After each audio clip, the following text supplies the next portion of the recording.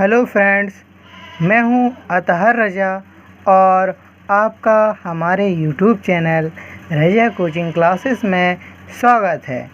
और जैसा कि आपने इससे पहले वाली वीडियो में जाना था कैन का प्रयोग कहां पर करते हैं, उसी के आगे आज हम जानेंगे। आप ये सब चीज़ें समझ चुके थे, सीख चुके थे। इसके आगे ही हम इस वीडियो में चर्चा करेंगे और सीखेंगे। तो जैसा कि आपने समझा था, नेगेटिव सेंटेंस समझ चुके थे। इसके बाद हम समझेंगे इंटेरोगेटिव सेंटेंस यानी कि प्रश्नवाचक वाक्य।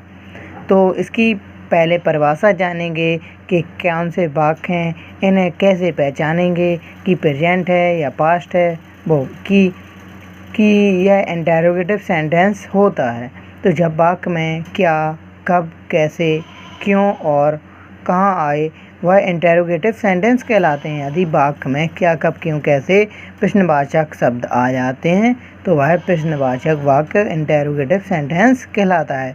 और अंत में फुल स्टॉप की जगह पर प्रश्नवाचक लगा होता है, प्रश्नवाचक का प्रयोग होता है। ये दो प्रकार के होते हैं, single interrogative, double interrogative sentence.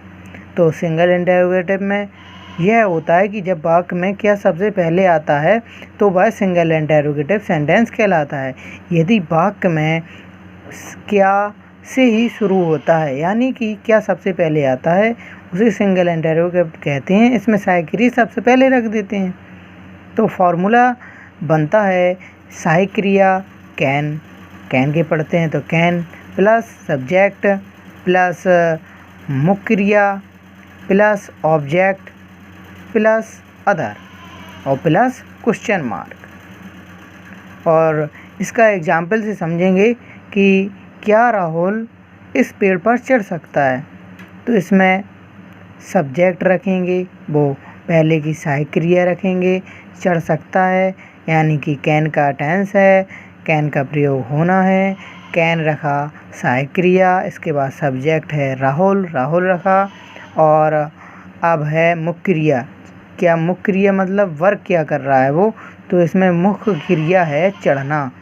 तो क्लाइम रखा, क्लाइम मीन्स चढ़ना।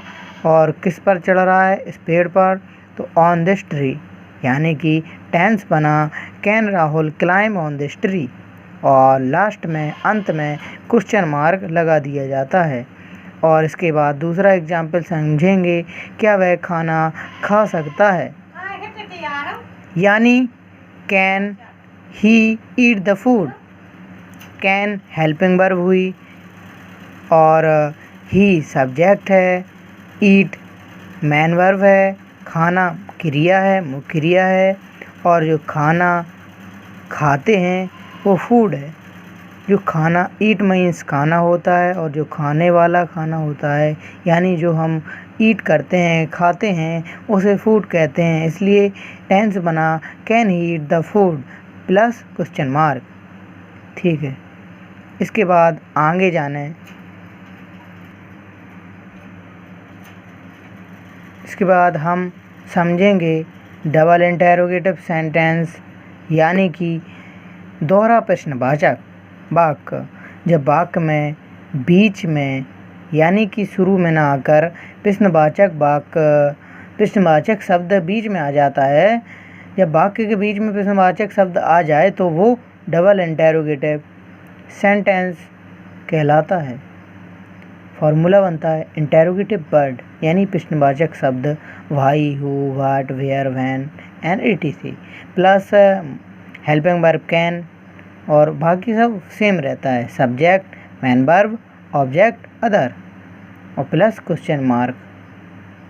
तो एग्जाम्पल है, तुम यह काम कैसे कर सकते हो यानी कि इसमें बीच में प्रश्नवाचक शब्द कैसे आया है, इसलिए पहले प्रश्नवाचक शब्द कैसे की अंग्रेजी लिखेंगे हाउ, फिर हेल्पिंग वर्ब कैन, फिर सब्जेक्ट, इसमें यू सब्जेक्ट है और कैसे कर सकते हो तो डू दिस वर्क यानी कि और क्वेश्चन मार्क यानी कि टेंस बना how can you do this work.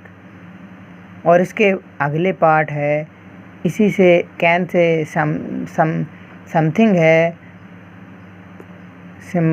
Can say similar है कि यूज़ ऑफ कुड, यानी कुड का प्रयोग। तो इसकी परिभाषा बनती है, जब वाक्य में अंत में सकता था, सकती थे, सकते थे आए तो वहाँ कुड का प्रयोग कर देते हैं। और कैन में होता था कि वाक्य के अंत में सकता है आता था, सकती है आती थी, सकते हैं आते थे, और इसमें सकता था आता है। फॉर्मूला बनता है सिंपल इंटरोगेटिव के लिए, और इसी प्रकार कैन की तरह ही सारे फॉर्मूले बना लिए जाते हैं। पहला है सब्जेक्ट, फिर कुड रख देते हैं कैन की जगह पर, man verb object plus other. और एग्जाम्पल देखेंगे, राधा अच्छा सा डांस कर सकती थी, अंत में सकती थी आया, इसलिए हम इसमें कुड का प्रयोग करेंगे।